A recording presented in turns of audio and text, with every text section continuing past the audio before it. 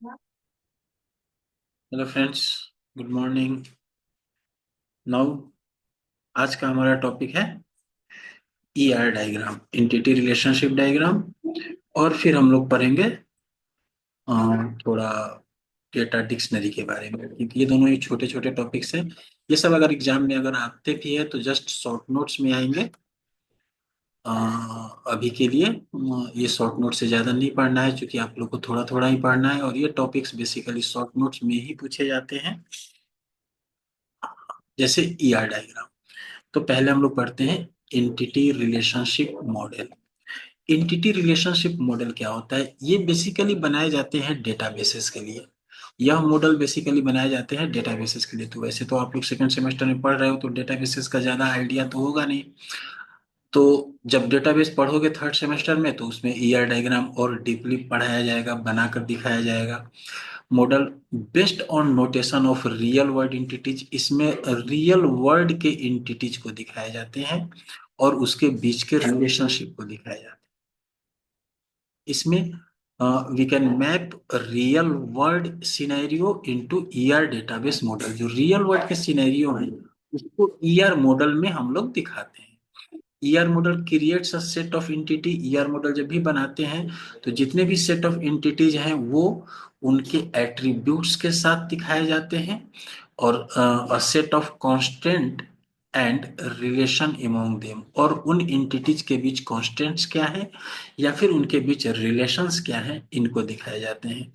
तो मेनली यहाँ पे ईआर मॉडल में हम लोग क्या क्या दिखाते हैं? एंटिटीज को दिखाते हैं, उनके एट्रीब्यूट को दिखाते हैं, और दो एंटिटीज के बीच के रिलेशनशिप को दिखाते हैं। बेसिकली यही होता है।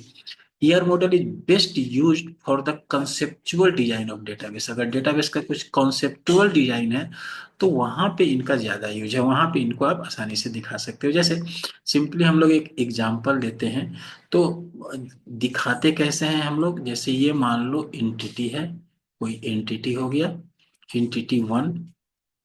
एंटिटी वन के जितने भी एट्रीब्यूट्स होंगे हम लोग फिलहाल जस्ट इसको मेक करते हैं इस तरह से।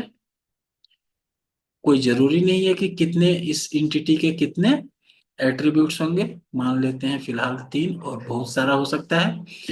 यहाँ पे इनका रिलेशनशिप दिखाते हैं। जैसे ये हो गया हमारा रिलेशनशिप, सॉरी,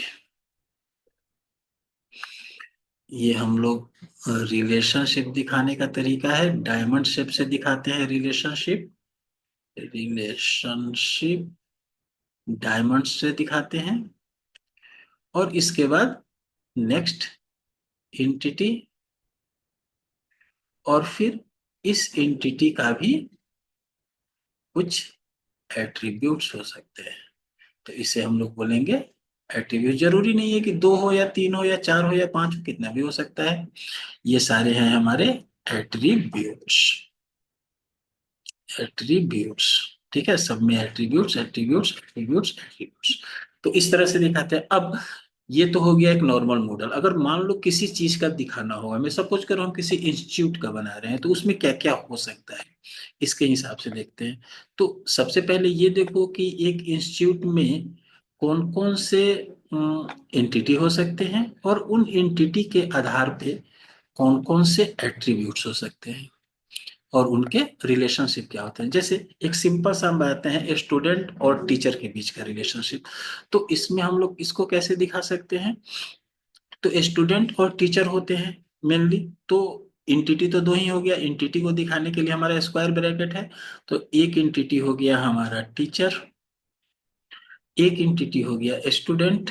तो स्टूडेंट और टीचर को दिखाने के लिए हम लोग रेक्टेंगल का यूज करते हैं, दैट इज इंटिटी। अभी रिलेशनशिप क्या होगा दोनों में? स्टूडेंट और टीचर के बीच क्या रिलेशनशिप हो सकता है? टीचेज। स्टूडेंट क्या करता है, टीचर क्या करता है? टीचर टीचेज स्टूडेंट्स, ये रिलेशनशिप हो गया टीचेज। टीचर के एट्रीब्यूट कहने का मतलब क्या हुआ? टीचर का नाम क्या है, टीचर कौन सा सब्जेक्ट पढ़ाता है, डेट ऑफ ज्वाइनिंग क्या है, एड्रेस क्या है, मोबाइल नंबर क्या है, ये सारे उसके एट्रीब्यूट्स हो गए। उसी तरह से स्टूडेंट का रोल नंबर, उसका name, class, father's name, mother's name क्या क्या है, वो सारे उसके एट्रीब्यूट्स हो गए। तो इस तरीके से हम लोग ईआर डायग्राम बनाते हैं और ईआर डायग्राम दिखाते हैं। होप सो समझ में आया होगा। नाउ अब ईआर डायग्राम जो बनता है, इसमें और भी बहुत सारे चीजें होते हैं, इनके रिलेशनशिप होते हैं अलग अलग, इनके एट्रीब्यूट्स होते हैं अलग अलग। तो उतना ज्यादा डीपली हम लोग को पढ़ने की जरूरत नहीं है।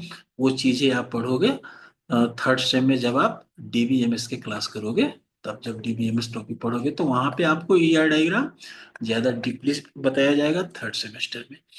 नाउ एंटिटी क्या होता है बेसिकली, अभी जो हम लोग देखे उसमें से एंटिटी क्या था। एंटिटी ईआर मॉडल में रियल वर्ल्ड का थिंग होता है। जिस चीज का हम सॉफ्टवेयर बनाने जाते हैं उसमें जो रियल वर्ल्ड का थिंग है वो एंटिटी है।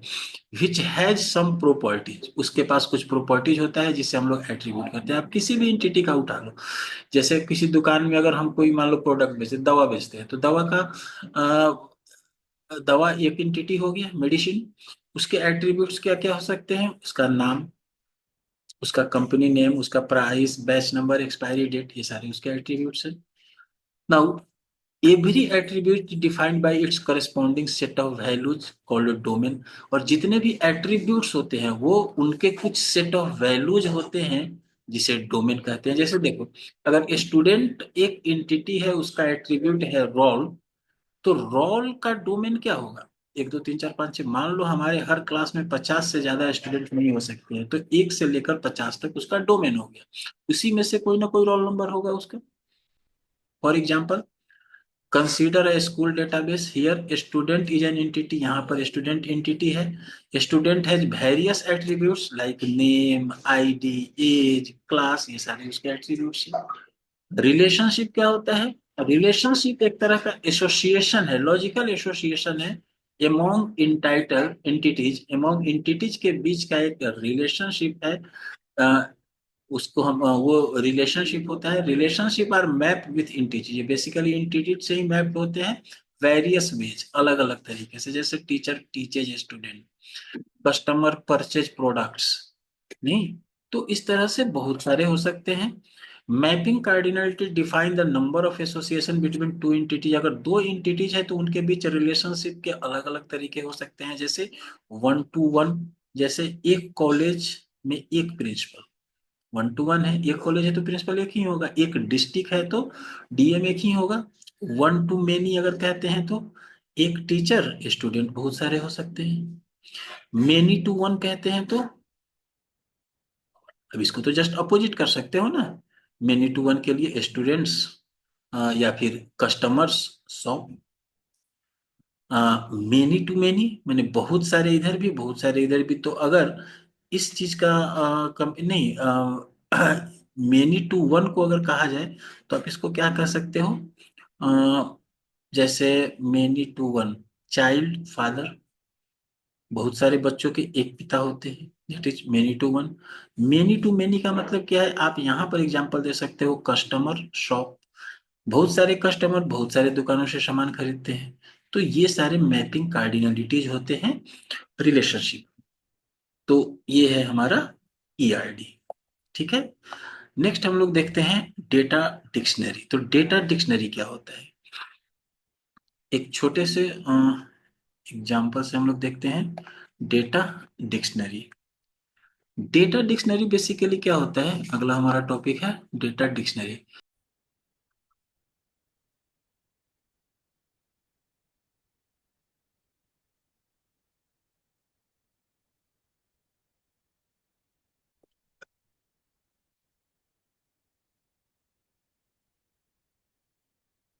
तो just second.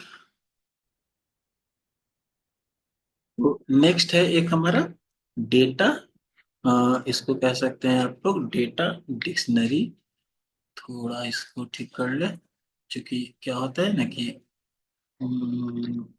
Name,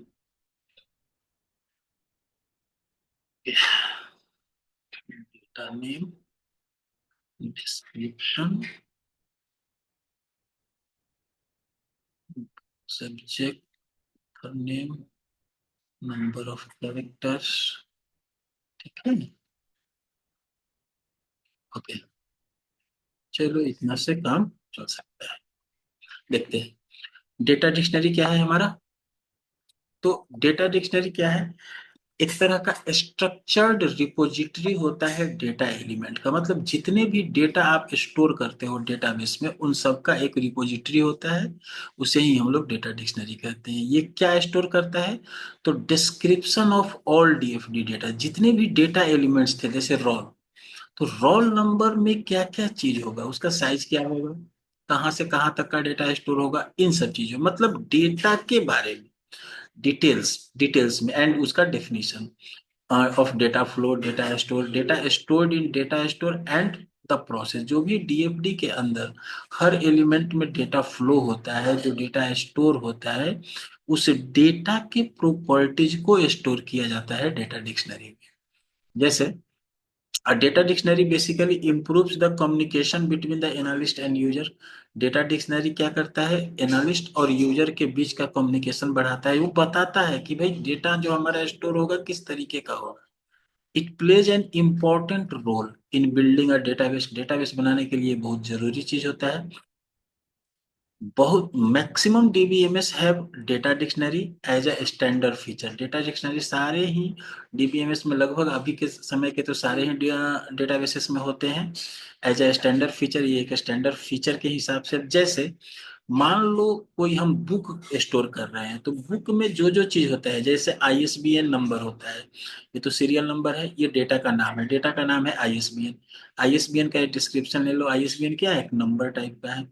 number of character कितना होगा, 10 डिजिट में हो जाएगा। एक टाइटल, तो ये टाइटल में क्या लिखेंगे, बुक का टाइटल 60 कैरेक्टर लेगा।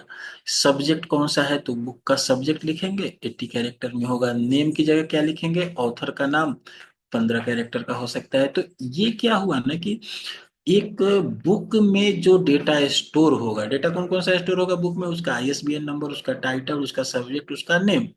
और यहाँ पे हम लोग क्या लिख रहे हैं डेटा डिक्शनरी में, उन्हीं सारे डेटा का डिटेल, कि वह डेटा क्या करता है, जब मेमोरी में स्टोर होगा तो कितना जगह लेगा, कितना नंबर ऑफ कैरेक्टर लेगा, किस टाइप का है वो डेटा।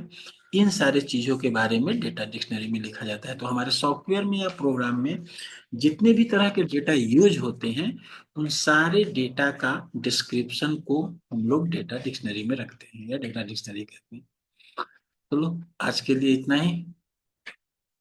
नेक्स्ट क्लास में हम लोग डिसीजन टेबल, डिसीजन ट्री वगैरह के बारे में देखेंगे। आज के लिए थैंक यू।